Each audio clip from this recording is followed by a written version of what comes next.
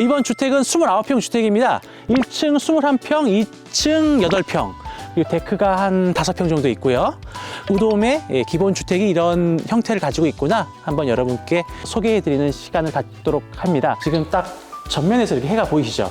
이게 그냥 해가 아니라 한가나리 보일러 효과를 합니다. 보일러를 안 틀어도 이게 굉장히 난방 역할을 해주고 있고요. 한 가족이 하룻밤 생활하고 주무시는 데 큰 문제는 없는 면적이세요.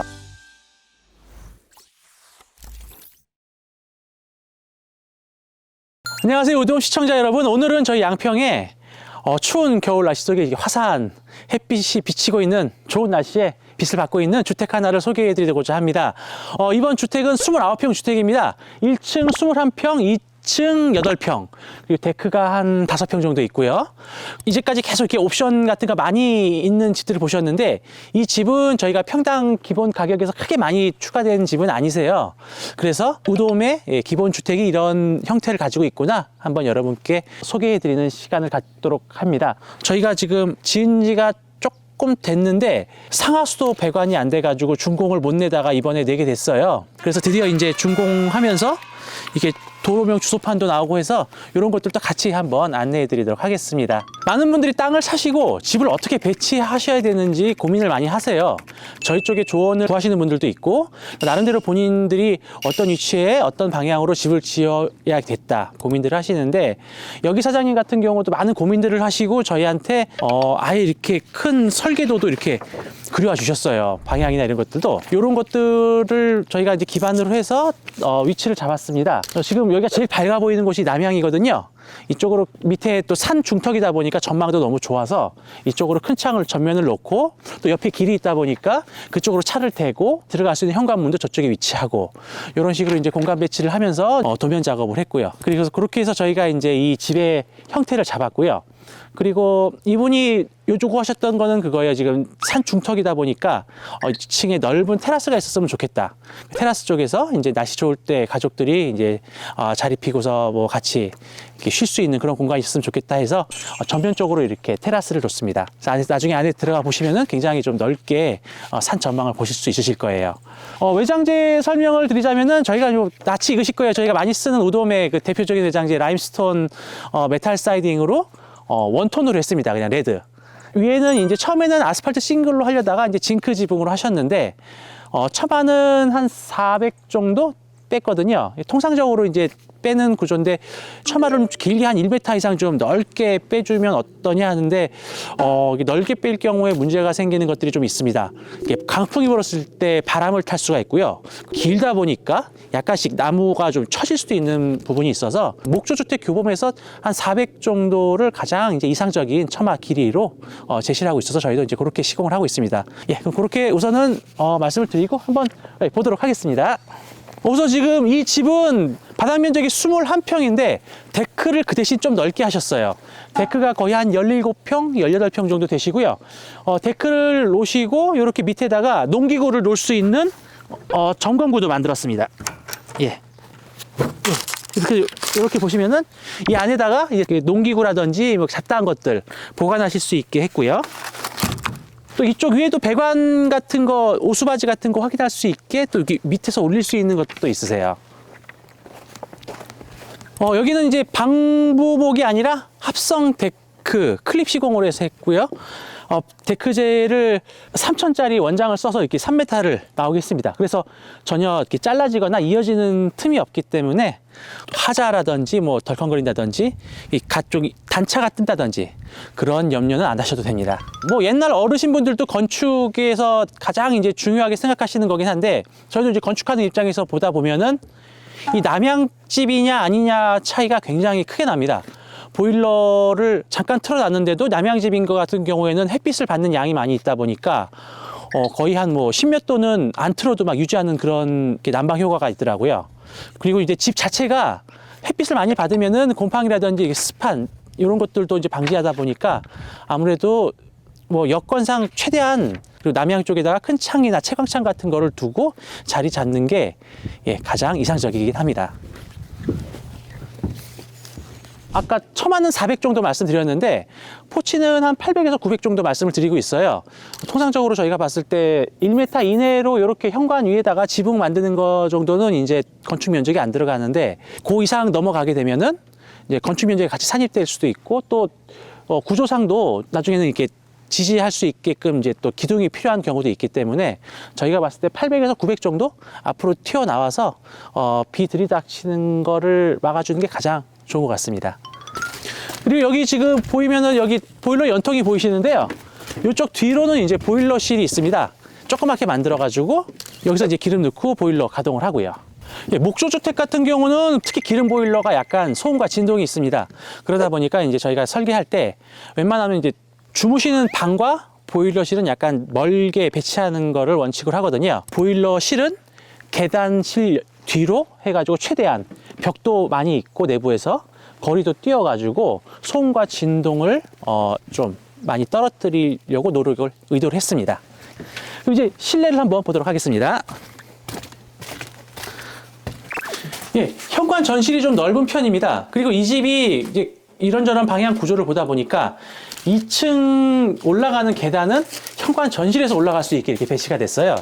약간 특이한 구조긴 한데 이게 어떻게 보면 약간 좀 번거로울 수도 있어요. 2층을 올라가기 위해서는 이제 현관을 딛고서 올라가야 되니까. 그 대신 이제 이쪽 뒤로 아까 말씀드린 대로 이제 보일러실이 이제 계단 밑으로 조그맣게 이제 자리 잡을 수 있어서 소음 진동적인 거에서는 훨씬 더 좋은 효과를 주고 있죠. 밑에 타일은 포시린 타일 베이지 색깔로 뒀습니다. 그래서 좀 큰 거 한 600짜리 정도를 뒀는데 지금 약간 눈이 많이 와가지고 좀 여기 종이가 좀 깔려 있습니다. 들어와서 보시죠. 지금 저희 평수가 29평이면은 방을 3개 정도 놓으실 수 있는 면적이긴 해요. 근데 여기는 거실을 넓게 쓰고 방은 위아래 2개만 맞는 구조입니다. 그러다 보니까 그 평수에 비해서 굉장히 거실이 좀 넓은 편이세요. 전체 지금 실내 내장은 편백, 히노키 루바를 적용을 했습니다. 그러다 보니까 약간 피톤치드 냄새가 굉장히 강하죠. 이게 옹이 있는 거를 되게 싫어하시긴 하는데 이 무절이 많이 비싸거든요. 그리고 이게 지금 실내 전체로 들어가게 되면은 양이 굉장히 많이 들어가다 보니까 이분께서는 편백을 하되 저렴하게 하려고 배치를 했습니다. 그리고 지금 아까 말씀드렸다시피 지금 큰 창이 정남향이다 보니까 지금 12시 정도 됐는데 지금 딱 전면에서 이렇게 해가 보이시죠? 이게 그냥 해가 아니라 한간하의 보일러 효과를 합니다. 보일러를 안 틀어도 이게 굉장히 난방 역할을 해주고 있고요. 그리고 싱크대는 이렇게 1기역자로 넣습니다. 아직 준공이 안 떨어졌다 보니까 이삿짐이 본격적으로 오진 않았어요. 그래서 지금 뭐 냉장고라든지 뭐 소파, 테레비 이런 것들이 지금 아직 오진 않았는데 이쪽에 이제 냉장고가 들어가고 기역자로 꺾이는 구조고요. 그리고 이제 텃밭으로 나가시는 동선이 이쪽에 있다 보니까 이쪽에도 지금 밖으로 나갈 수 있는 문을 하나 배치를 해놨습니다. 그리고 저희가 이제 다른 여러 집들 소개해 드리면서 가장 많이 말씀드렸던 게 주방 옆에 다용도실 하나는 꼭 있어야 된다 말씀드려서 이분도 여기다 다용도실을 크게 만드셨어요. 근데 아직 본격적으로 이삿짐도 안 왔는데 다용도실에는 벌써 살림이 이렇게 많이 들어가 있습니다. 통상적인 집보단 다용도실이 좀 넓은 편이긴 하거든요. 요즘은 세탁기 또 건조기를 아예 세트로 같이 하시다 보니까 세탁기, 건조기, 김치냉장고까지 하면은 작게 하면은 그것만으로도 꼭 꽉 차더라고요. 최근에 저희가 소개해드린 집들이 여러 개가 있는데 이쁘다고 하셨던 집들이 보면은 이제 그 실내 벽을 높인 집들이 많이 있으세요. 저희 기본 평당 가격에는 지금 2,400, 2.4m 높이, 벽 높이를 기준으로 하고 있거든요. 이게 이제 우리가 통상적으로 아파트 높이라고 보는데 이 집이 지금 딱 2,400 정도의 높이에 맞춰서 추가금 없이 높이가 됐을 때 이 정도 이제 거실이 나오는 겁니다. 보시면은 이제 요게 이제 한 2,400 정도 되거든요. 예. 거기서 이제 박공까지 한 1m 남짓 정도 올라가니까요. 여기서 이제 조금 더 개방감 있고 높은 지붕을 원하신다고 하면은 거기서 어떤 요 벽을 올리는 거랑 이제 전체적으로 건물 높이를 올리는 거는 이제 추가금이 들어간 부분이 있습니다. 요 집의 컨셉은 그 선택사양 큰 추가금 없이 이렇게 들어간다는 걸 소개해 드리려고 했던 거고요. 주방 같은 경우도 저희가 2,400 정도에서 이제 약간 기역자로 확장을 했습니다. 그리고 벽 타일은 여기 비앙코 대리석무늬 흰색 타일을 적용을 했고 흰색 페트무늬 무광 적용을 했고요. 그리고 이제 하면서 여기 주방 등도 인테리어 등을 좀 적용을 해서 약간 뭐 멋을 부려봤습니다. 이 인테리어 등이 좀 많이 비싸다고 생각을 하시는데 또 보면은 그 디자인에 비해서 가성비가 좋은 모델들이 있어요. 그래서 저희가 그런 것들 추천해 드리고, 그리고 뭐 그렇게 차이 안 나면은 저희가 그냥 그 정도는 저희가 서비스로 해드리고 있습니다. 그리고 이제 이쪽을 한번 살펴보도록 하겠습니다. 이제 이 집의 안방 겸 서재고요. 방 역시 이제 편백나무로 다 했습니다. 통상적인 방 3평 조금 넘는 구조인데 방은 솔직히 히노키 편백나무 루바를 이렇게 하시지 않으시거든요. 근데 여기 건축주분께서는 전체적으로 같이 원하셔가지고서 그렇게 지금 방까지도 전체를 히노키로 마감을 했습니다. 그리고 여기 건너편에는 욕실이 있고요. 예, 욕실도 통상적인 구조입니다. 세변기, 변기, 샤워기 이렇게 되어 있는데 요 배치는 이제 바꾸실 수가 있으세요. 통상적으로 아파트 구조에 익숙하신 분들 같은 경우는 여기에 보통 이제 변기가 들어가시는데, 요게 이제 젠다이를 만들면서 이게 전진하다 보니까 이 문과 변기가 약간 간섭이 일어날 수가 있어서 저희가 이제 위치는 이렇게 바꿨습니다. 그리고 이제 이 구조상 아까도 보셨겠지만은 이 현관에서 들어가면서 계단 위치 때문에 많이 고민했어요. 그러다 보니까 계단이 이제 꺾이면서 여기 이제 샤워실 쪽으로 약간 이제 파먹는 부분이 생겼는데, 그렇게도 뭐 샤워하거나 씻으시는데 뭐 생활하시는데 큰 지장은 없으십니다. 그리고 이제 2층을 한번 올라가 보도록 하겠습니다. 2층으로 올라가는데 계단이 오픈된 경우가 있고, 이렇게 이제 문으로 막는 경우가 있어요. 문을 막는 경우도 1층에서 이렇게 막는 경우가 있고, 또 2층에서 내벽을 두고 막는 경우가 있는데, 이렇게 분리하는 게 좋은 점이 뭐가 있냐면은, 이제 보통 이제 2층 방 같은 경우는 자녀분들 가족이라든지 아니면 손님들 왔을 때 이제 2층에서 이제 보통 생활하시게 하거든요. 그렇게 되면 약간 프라이버시적인 이제 소음이라든지 이런 것도 차단이 되고, 1층에서 열심히 난방을 했는데 그 공기가 2층으로만 올라가다 보니까 같이 난방을 해도 2층이 굉장히 후덥지근하고 막 더울 경우가 있어요. 1층은 덥지가 않은데, 근데 이렇게 난방을 이렇게 분리해 두면은 1층과 2층을 각각 원하는 온도로 조절하면서 쾌적하게 이제 생활 분배할 수 있는 그런 효과가 있습니다. 예. 2층 계단은 저희가 최근에 멀바우 진한 색깔 계단을 많이 보여드렸는데, 요거 같은 경우는 라디에타라든지 아니면 소나무, 레드파인 집성제를 해가지고서 밝은 색으로 저희가 했고요. 계단 룸인데 여기다가 이제 보통 저희가 싱크롱이라고 이게 길쭉한 창을 놓습니다. 그래서 채광할 이렇게 환기도 될 수 있게, 예. 저 앞에 전면창이랑 하면은 예, 이제 환기도 될 수가 있고요. 2층의 욕실도 하나 더 추가를 해서 만들었습니다.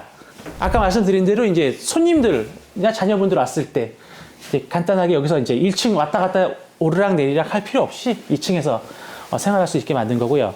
목조주택이 2층 욕실 만드는 게 가장 큰 관건 중에 하나가 이제 방수예요. 저도 이제 이 건축 일을 하면서 2층 욕실에서 누수된 경우들을 숱하게 봤습니다. 이게 제가 누수했다는 게 아니라 저희 주변에 다른 분들이 지었는데 그게 누수돼가지고서 하자 때문에 첫대를 많이 봐와서, 그래서 저희가 이제 우도면 같은 경우는 PV 융착 방수라고 저희가 써본 방수 방법 중에 가장 안정적이고 검증된 방수를 처리해가지고 2층에서 물이 흐르지 않게 최대한 저희가 대비를 합니다. 그리고 이제 설계 단계에서도 최대한 1층과 2층은 배관 위치도 그렇고 같은 위치에서 욕실을 배치하는 것을 권장해 드려요. 불가피하지 않다면은. 그래서 그것도 이제 설계 단계에서 같이 논의를 하고요. 이 정도 면적이면은 2층이 지금 8평 정도 되니까요. 지금 계단에 1평 빠지고 여기서 1평 빠진다 그래도 온전히 한 6평 정도가 한 가족이 하룻밤 생활하고 주무시는 데 큰 문제는 없는 면적이세요. 그리고 여기 2층 테라스로 나갈 수 있는데, 여기 한번 봐주시죠. 바 레버 창호 같은 경우가 단점이 뭐냐면은 이게 닫히면은 저절로 오토 잠금 장치가 돼요. 뭐 도둑이라든지 방범 효과가 있는 건데, 밖에 나가서 이제 테라스에서 이렇게 있다가 나도 모르게 닫아버리면은 그냥 갇혀버리는 경우가 있습니다. 안으로 들어오고 싶은데, 특히 집에 혼자밖에 없었는데 밖에서 있다가 나도 모르게 닫아버리면은 들어올 수 있는 방법이 아예 없는 거예요. 그래서 이제 이 레바 같은 게 그런 단점이 있는데, 자동으로 잠금되는 거를 방지하기 위해서 이렇게 지금 선택할 수 있는 이 스위치를 만들었어요. 이렇게 보시면 이렇게 열리죠. 그리고서 요거를 잠그면은 이제 밖에서도 열 수 있게, 예, 그렇게 돼 있고요. 예, 여기도 이제 합성 데크로 시공을 했고요. 여기도 지금 한 뭐 5평 정도 되는 꽤 넓은 면적이다 보니까요. 피크닉 테이블이라든지 뭐 타프 같은 거 놓으시고, 예, 나와서 생활하실 수도 있고요. 그리고 2층에 이렇게 테라스를 놓는 가장 큰 이유가 약간 전망이 좋을 경우에 하거든요. 아까 처음에도 보셨겠지만 이렇게 보시면은 여기서 산이 전체적으로 조망이 되고 이렇게 내려다볼 수 있는 구조, 뭐 앞에 강이라든지, 예, 그렇게 전망이 좋은 구조 같은 경우는 저희도 이렇게 전면에다가 2층 테라스 데크를 만드는 거를 권해드리긴 합니다. 그리고 이렇게 만드는 게 집 전체적인 모양도 밸런스가 있고 굉장히 집이 좀 전체적으로 이뻐 보이는 효과도 있어서 저희가 그렇게 권해드리고 있습니다.